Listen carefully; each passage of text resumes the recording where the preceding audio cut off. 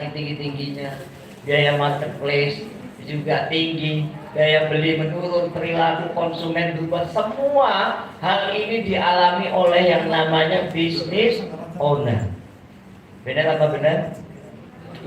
Lalu apa sih yang harus kita lakukan in this economy oleh sebagai seorang business owner? Menurut Bapak Ibu apa yang harus kita lakukan?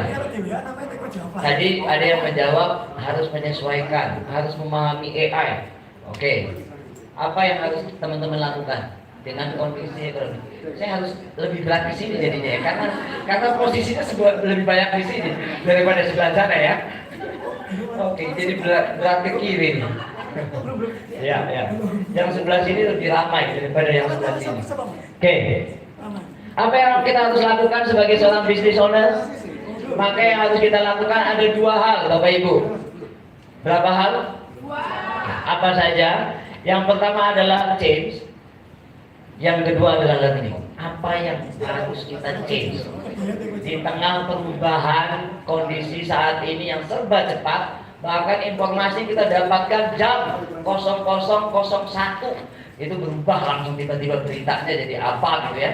Maka yang harus kita lakukan sebagai seorang business owner adalah yang pertama change. Apa yang kita change? Apa yang kita rubah? Yang kita rubah yang pertama adalah respon kita.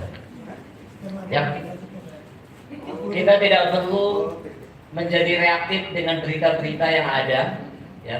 Kalau kita kebanyakan pengusaha yang di luar sana, ada yang curhatnya ke tweet, ada yang curhatnya ke WhatsApp, ada yang curhatnya ke AI. Kalau yang AI sih masih oke ya, akan dijawab.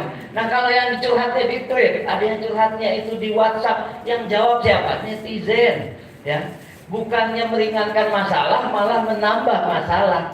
Benar apa benar? Jadi yang pertama yang harus kita rubah adalah respon kita. Yang kedua yang harus kita rubah adalah pola pikir kita atau mindset kita. Dan apa yang kita lakukan sebagai seorang business owner di tengah perubahan yang serba cepat ini adalah kita harus belajar. Apa yang harus kita pelajari? Kita harus belajar memahami perubahan tersebut. Yang kedua yang harus kita pelajari adalah belajar menggunakan seluruh sumber daya yang kita miliki, ya, yang tersisa yang ada misalnya akibat perubahan yang terjadi, itu harus kita belajar manfaatkan dan belajar juga mengakses seluruh sumber daya yang belum kita akses, yang belum kita manfaatkan. Dan yang terakhir, apa yang harus kita pelajari Bapak Ibu?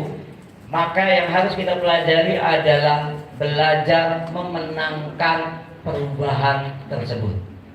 Oke, maka hari ini kita belajar tentang AI. Ya, gunanya kita belajar AI, salah satunya kita berusaha untuk memenangkan perubahan yang terjadi sangat-sangat cepat kalau kata Coach Arif. Oke, maka sebagai seorang business owner, sebagai seorang leader, kita harus mengupgrade 3 hal. Apa 3 halnya? Yang pertama adalah mindset kita. Yang kedua adalah skill set kita. Skill set itu adalah kemampuan kita untuk berpikir strategis, ya, supaya menjadi sebuah tindakan. Dan yang terakhir adalah tool set. Tool set ini adalah sebuah alat, ya, yang kita bisa gunakan untuk memenangkan perubahan tersebut. Oke. Dan hari ini tool set salah satunya yang akan kita kenalkan adalah tentang AI. Nah, tentang tool set AI ini akan disampaikan oleh master-masternya, tentunya bukan saya. Kalau saya mukanya bukan AI banget. Kalau kak saya tadi udah dibikin create-nya by AI, create-nya Coach Arilin, Grablos buat beliau. Ya, gambarnya, flyernya keren banget. Saya salut banget sama beliau dan saya juga pengen belajar hari ini tentang AI. Ya, makanya saya juga hadir di sini. Oke, yang pertama kita bahas tentang mindset. Apa sih mindsetnya? Kalau kita mau melejitkan bisnis kita dengan satu cara, apa caranya? Yaitu jualan, dengan selling. Kalau teman-teman nggak selling, nggak mungkin bisa melejit bisnisnya. Benar apa benar? Betul ya. Jadi cara satu-satunya kalau Anda ingin melejitkan bisnis Anda, ya selling. Ya, no selling, no business.